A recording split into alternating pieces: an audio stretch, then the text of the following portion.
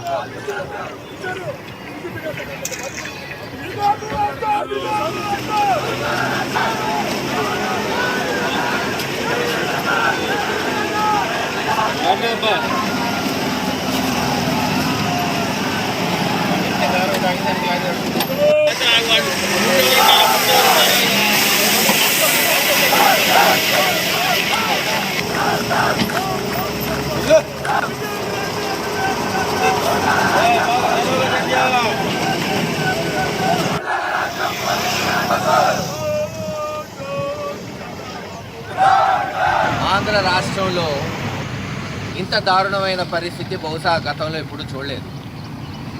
పక్క రాష్ట్రానికి వచ్చి అక్కడ కూడా మరి పోలీసు వారి చేత ప్రతిపక్షాలని గొంతు నొక్కుతూ ఆపిస్తున్నారంటే ఇంతకన్నా దారుణమైన పరిస్థితి ఉండదు. ఈ రోజున మేము నిరసన తెలియజేస్తుంది దేని కొరకో ఆంధ్ర రాష్ట్ర ప్రజలు అర్థం చేసుకోవాలి. ప్రతి పేదవాడు కేవలం 30,000 రూపాయలకే సంవత్సరానికి వైద్య విద్యని అభ్యసించేటట్టు చర్యలు చేపట్టాడు జగన్మోహన్ రెడ్డి గారు. ఆలోచించండి, సంవత్సరానికి 30,000 అంటే స్కూల్లో 10వ క్లాస్ కన్నా తక్కువ ఫీజులు.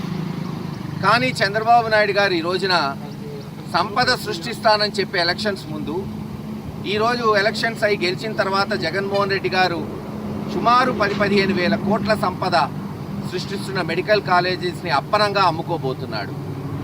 30 లక్షలు ఏదైతే 30,000కి పేద విద్యార్థులు చదువుకోవాల్సింది సంవత్సరానికి 30 లక్షలు వసూలు చేసుకునేటట్టు తన మరి చెంచాగాళ్ళు అనుకోండి, ఆయనకి లంచాలు ఇచ్చే వాళ్ళకు అనుకోండి, ఈరోజు కాలేజీలో అమ్ముకుంటున్నాడు.